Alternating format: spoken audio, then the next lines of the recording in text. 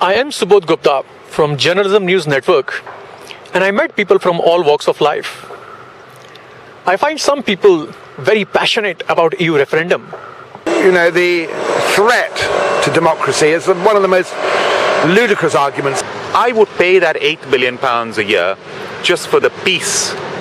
And some not decided. I'm on the fence at the moment with the EU referendum. Because of the lack of information or conflicting information between the Brexit campaigners and stay-in campaigners, we decide to investigate.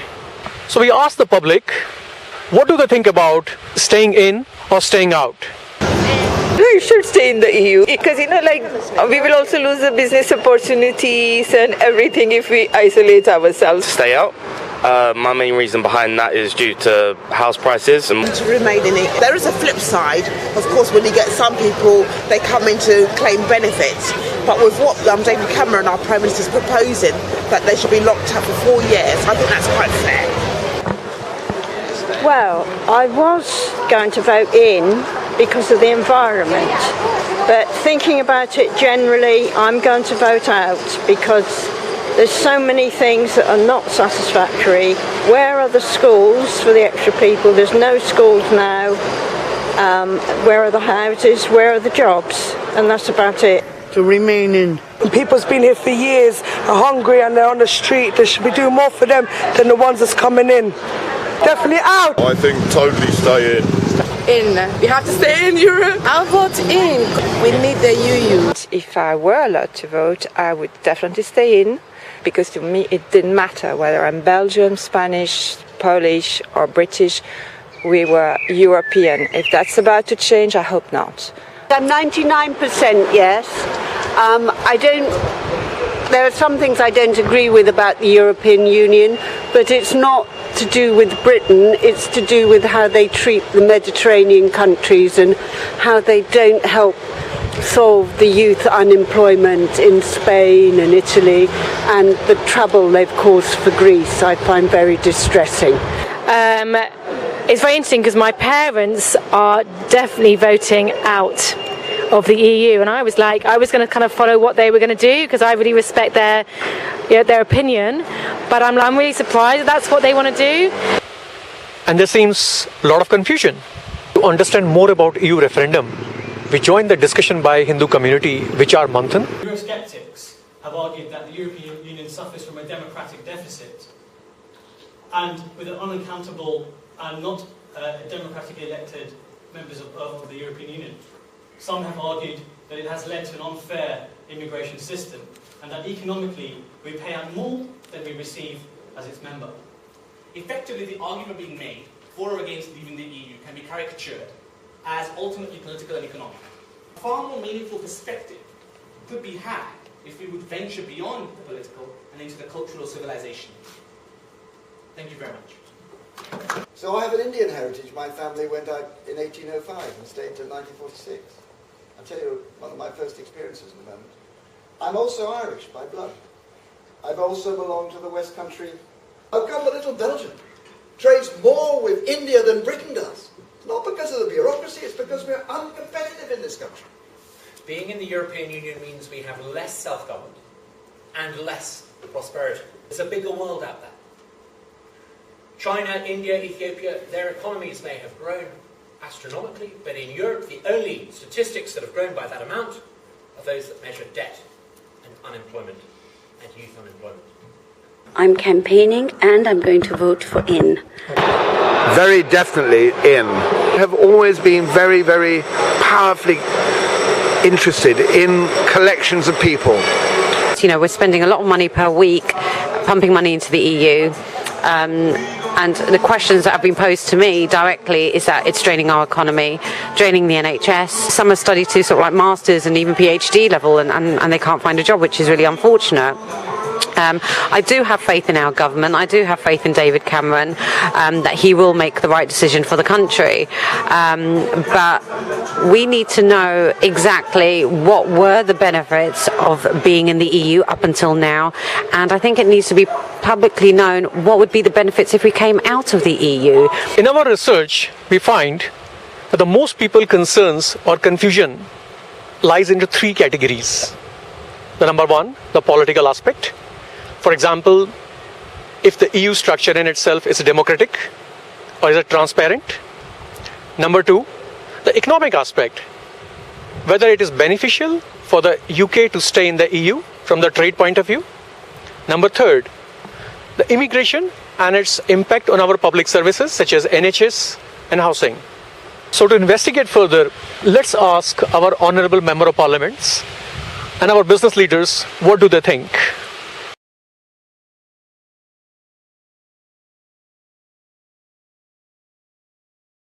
I'm openly skeptical about the European Union. I do not like a lot of things about the European Union. I don't like the way that people do not know who their members of European Parliament are. There's no accountability or no responsibility where the European Parliament moves for 1 week in a month to Strasbourg from Brussels. The whole Parliament moves. It is ridiculous. What a waste of time and money. Can you imagine if we here in Westminster had to move to Scotland every month for a week or to Ireland every month for a week? It would be ridiculous to do that. The fact that the euro is an absolute disaster. One size cannot fit all. Thank God we didn't join the euro. Britain has been isolated, that although it was in EU, but they kept their own currency, Right. the pound. Right. So that has also isolated them and protected them. Because to have your own currency is a very big thing. Such dire warnings from a Prime Minister who just a few months ago was prepared to tell the British people that he would take the country out of the European Union if he didn't get a decent deal. Well, he didn't get a decent deal. He's changed his mind. He's now saying that if we don't if we don't stay in the EU, the country is going to suffer economically. These are the very same people, the Peter Mandelsons in my party, the Paddy Ashtowns, all of those people who said we needed to join the European single currency. Aren't we glad, as the United Kingdom, we didn't join the single European currency? They were wrong then and they're wrong now. Schengen, I used to think that Britain lost out on tourist and business visas by not being a member of Schengen. Now, because of the migration crisis and security reasons, we are fortunate not to be in Schengen.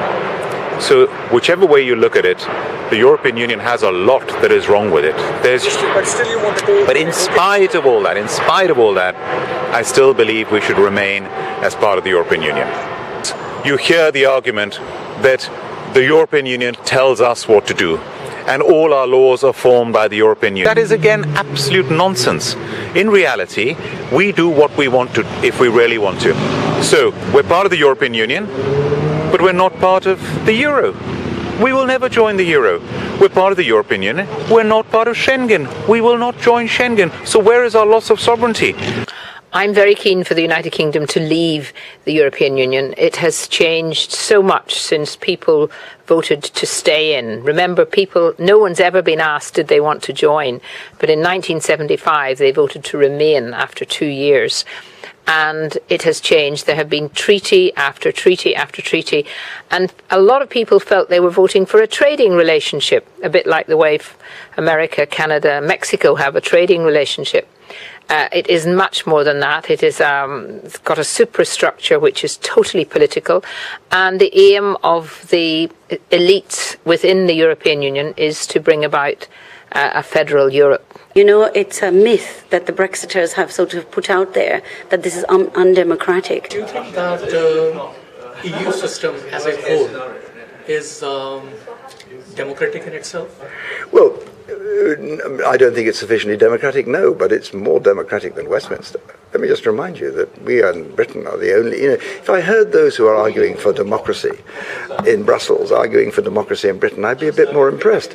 But look, in Britain, we're the only people who have such an unfair electoral system that you have a government elected with less than 25% of the support of the vote. Less than a quarter of the people voted for this government, but it's in with the majority. Is that a democracy? So, of course, I'd like to see more democracy in Europe, and there are ways we could do that, and I could explain to you what they are. But I'd like to see more democracy in Britain as well, and unless we do that, unless we introduce a fair voting system, unless we introduce a elected second chamber, we really can't stand there and point a finger at Europe saying you aren't democratic enough when we're not democratic at all. A democracy is that you have a bureaucracy that proposes, you have ministers that decide, you have a parliament that scrutinises. In Brussels, you have a bureaucracy that proposes, you have ministers who decide, elected ministers, and you have a parliament that scrutinises. So Parliament doesn't have a power over there. Well, the Parliament does have a power. It has a power to scrutinise. Parliament in Britain doesn't have a power either. It has a power to scrutinise, for instance. So you think that the whole process of system of EU is transparent? It is accountable? No, I didn't say that for a moment. But what I did say is that it is a lie. It is a straightforward lie to say that bureaucrats make laws in Brussels who are unelected. It's our elected ministers. Of course, I want to see it made more accountable. We elect members of European Parliament, but they don't represent constituencies as such. Very few people know who they are. They don't have any real power whatsoever because all the laws, the directives, the regulations have to start with the unelected European Union commissioners. And if you look at who are those European Union commissioners, they're usually people who have been failed politicians or retired politicians in their own country. They can't be kicked out. So at least in this country, when we don't like a government and we don't like what they're doing, we know that we can get rid of them in the next general election. We can't do that with the European Commission. As far as I'm concerned, the European Union is a dysfunctional body. It's a neo-corrupt body. It hasn't had its accounts signed off for years, and it's not working in the interests of working people. Absolutely no transparency about the European Union until the final decision has been made. And of course, our Parliament then is subject to the majority voting in the 28 countries. So we are outvoted a lot of the time, but even if we weren't outvoted, I do not think that that is democratic, because our elected politicians have to go along with what the unelected commissioners, then backed up by the Council of Ministers, and occasionally the European Parliament will discuss it, but the commissioners get what they want. And of course, sometimes our laws here can be overruled, our courts can be overruled by the European Court. Do you think that EU system as a whole is democratic and is it transparent? The problem is you've used two words that require a great deal of definition. Forget all the arguments about the degree to which we might lose our sovereignty. It's such nonsense, we would never lose that. I am a passionate believer in the idea of this rather special club. I'm against the idea of a federal Europe. I don't think that makes sense. We're far too diverse in that sense. But yeah, I'm in. The EU is emphatically about suppressing democracy. This isn't just an opinion. You look at the three EU institutions. The European Commission is unelected, and they're the only people who can propose laws. The European Council of Ministers, in which we have a 12% share of the votes, frequently outvotes us. Qualified majority voting means that basically those we elect no longer really make the decisions, but a group of people that aren't answerable to us make those decisions, and we've been outvoted repeatedly. In 2010 to 2014, there were about 1,900 votes in the European Parliament. On about 800 occasions, the majority of British MEPs, those we elected in this country, were against the motion. In 84% of times, it went ahead anyway. That's not democracy.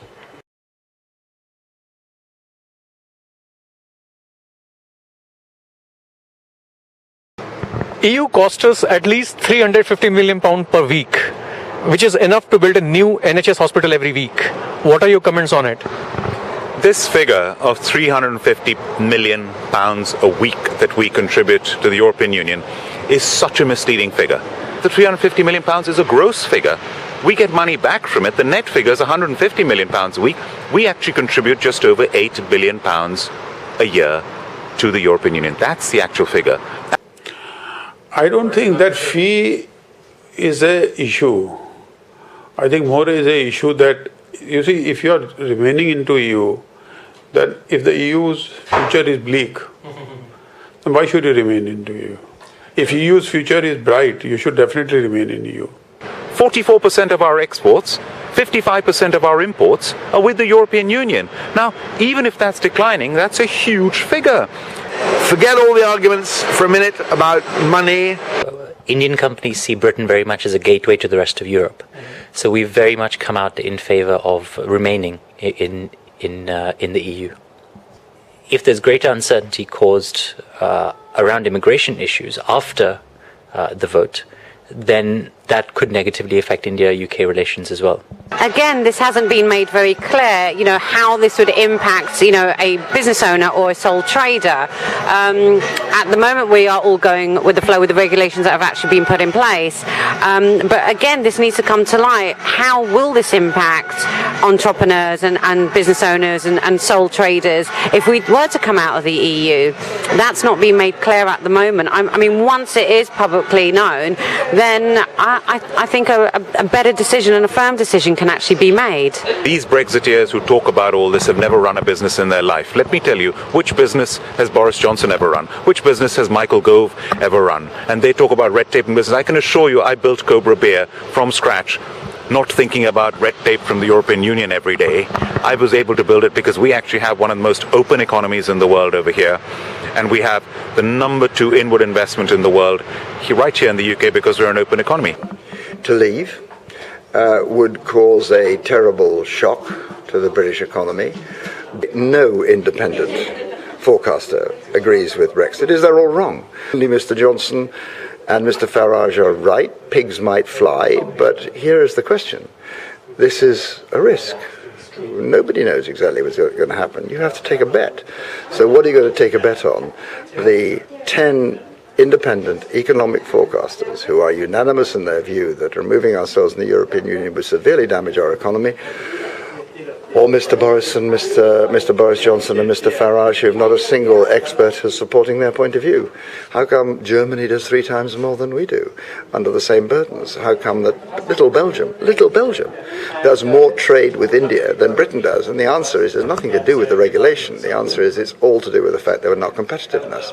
In short term, it looks like that remaining in EU will be better. Short term, I totally agree with Mr. David Cameron saying that it may lead to turmoil. And I feel Britain has some inherent strength, but I'm sure Britain being Britain, they can take a short-term hit. It's a strong economy. Trade barriers basically are any good which EU has imposed on different countries? Well, trade barriers per se are never very good. Because if you see, the World Trade Organization has been very successful in breaking down trade barriers. So if you see planet as a whole, and if the planet grows, everybody grows. If there is dumping, of course, you should put the trade barrier.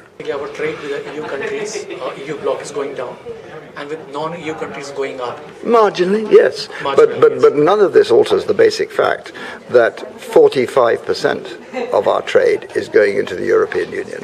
How is it that Switzerland, Norway, they are performing well without being in the EU trade? Well, hang on. What are you talking about? Germany is performing better than any of them, and it is in the EU. I mean, Germany is now the biggest trader with the non-EU bloc in the world, far more than Norway and far more than... So what do you think, what is stopping UK, which is... Tell you what's stopping UK, we're not productive enough. You have a tax law in Britain that is 10 million words long. If you have a small business wants to get in touch with Her Majesty's Revenue and Customs, they can never get through, though Google can. You have Wi-Fi speeds in Britain that in some places are slower than the base camp at Everest. Well, there are a lot of uncertainties about staying in the European Union. The Eurozone is in a bit of a crisis. It looks like it could be getting even more crisis-ridden. We saw what's happened to the poor people of Greece, where they've been completely dictated to by an unelected commission. And if we come out, yes, things are uncertain, but no more uncertain than staying in. In fact, I would say it's more certain of leaving because we have the certainty of knowing that in our country we can make the decisions and our politicians can make the decisions. The uncertainty of staying in is that we are only one of 28 and therefore we are subject to majority voting. If we could rule the world at one point, why can we not do that again independently? The most risky, foolish, foolhardy, shooting ourselves in the foot thing we could do as a country would be to vote to leave the European Union. We are an independent country. We are a proud, independent, free country. We have been for years. We're the 5th largest economy. We are being held back by the European Union, and therefore I'm absolutely convinced that if we were to leave on June the 23rd, we will be able to trade with the rest of the world, whilst the rest of the EU will still want to trade with us because they sell more to us than we sell to them. I think we should leave. I think there's a world of opportunity and prosperity out there, and we should join it. Because the future growth in the world is not going to happen in the EU. It's going to happen in places like India. We would therefore be more prosperous. That in 2005, about 2/3 of the value of our exports went to the EU. I think it was 67% of all of our exports by value went to the EU. That's now down to 43%. It's falling so precipitously, it'll probably be even lower by the time this interview finishes. Why are we tying ourselves to the world's only declining trade bloc? Look at some of the growth rates. Since 2007, this is less than a decade ago, since 2007, the economy of India has doubled. The economy of China has grown fourfold. Even the economy of Ethiopia has doubled. Why are we tying ourselves to Italy and Germany and France? Their growth rates have been nothing compared to that. The future for our prosperity lies in being a global player. This country has been at its best when it has been in close contact with every continent and every corner of the earth. Why close ourselves off from that huge world of opportunity out there? Let's be part of it. We have to give out roughly £50 million a day goes straight off to the European Union. If we get any back, it's only to spend on what the European Union commissioners have decided and not the British people. Germany and France sell more to us than we sell to them. Are they going to really try and put tariffs on us because we have left the European Union? Angela Merkel may want that, but I doubt if the German car manufacturers or the French winemakers want that to happen. So again, these are things that can be made to look very, very scary by the Remainers. But I would just say they should not worry, because we are the 5th largest economy. English is the language of trade across the world, and we will always do very, very well. We will just do better outside the European Union.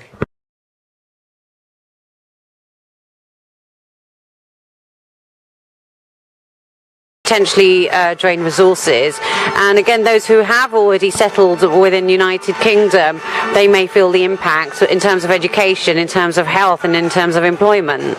The less barriers there are for that, and the more those people can operate together, is an essential element of, in my opinion, humanity.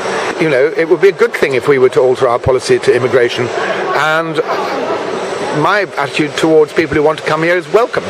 There is no wave of immigration into this country that we have ever had which has not done this country an incredible amount of both economic and cultural good. We need refugees, and if we say no to them, we'll find that our economy becomes even more unbalanced. We need to control it.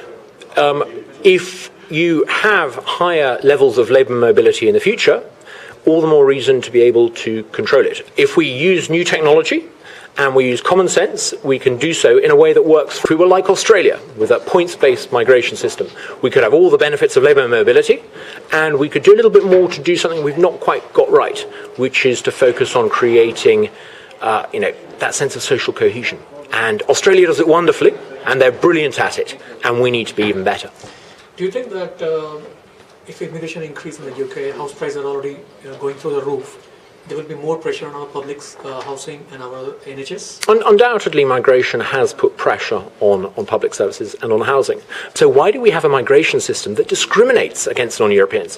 Why are we saying no to medical students from Madras or software engineers from Singapore? If we want to have a migration system that draws on the brightest and the best, let's get rid of that non-European discrimination. It doesn't make sense in this day and age. Yes, uncontrolled migration on the whole is a worry, but, this is the but, our net migration, they talk about migration in this country in gross figures. The net migration figure is just under 350,000 people into this country from all over the world.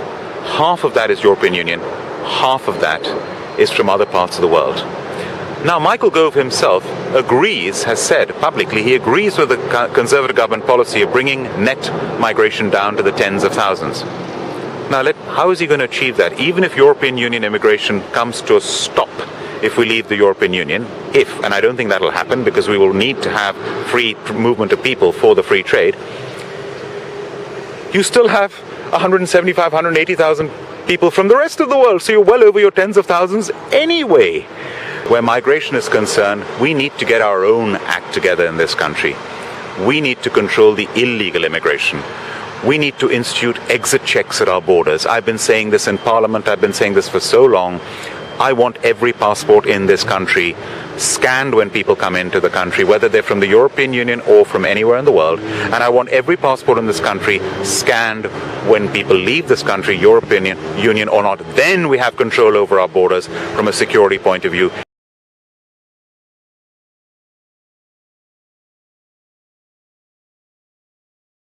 Do you think there is any link between immigration and rise in the crime? For example, Nigel Farage has said that if we stay in the EU, there is a highly likely possibility of Cologne-style sexual attacks on the women. Obvious scaremongering. And there's scaremongering on both sides of this issue, by the way. My views are that people should not take Nigel Farage seriously at all. A lot of what he says is complete hot air. The worst things that I see, I have to tell you, is the disgraceful way that this country, with all that it has achieved, especially take a look at London, that Mr. Farage and others have used what I think is an utterly disgraceful and deliberate fanning of prejudice against immigrants and immigration in order to win a vote. This is a very dangerous thing to do. For example, like sort of 1st of January, Listen, I'm sure, 600 attacks against women. I'm sure I can find 50 examples. My experience is that I do not believe the immigrant population in Britain is more, there's more attacks on women than the domestic population of Britain. Increase in immigration has anything to do with the crime rate increase? Well, I do see in my own constituency on Westminster Bridge, you don't have to walk very far to find literally every day dozens of Romanians, and they are Romanians, who are involved in gambling games on the river. And it's really upsetting for tourists. They get fleeced for their money. They have lookouts. They're very well organized. The police arrest them. They can't do anything with them. They cannot deport them. If we had control of our borders, we could deport people who are not sticking to our law. You mentioned in one of the newspapers, I think a couple of weeks ago, that patriotic vote is to leave. And why is that? Very much so. For me, I love my country. I'm a very proud British person. The United Kingdom is a wonderful country. I want to see our country getting away from having the shackles of an anti-democratic, neo-corrupt organisation on top of us telling us what to do, and release that wonderful potential for our country to be an internationalist again. I don't want to be a little Europeanist, I want to be an internationalist. June 23rd, EU referendum is going to be the most important decision of your life, for yourself, for your family, and for the country. And I believe you will take the right decision. Thank you.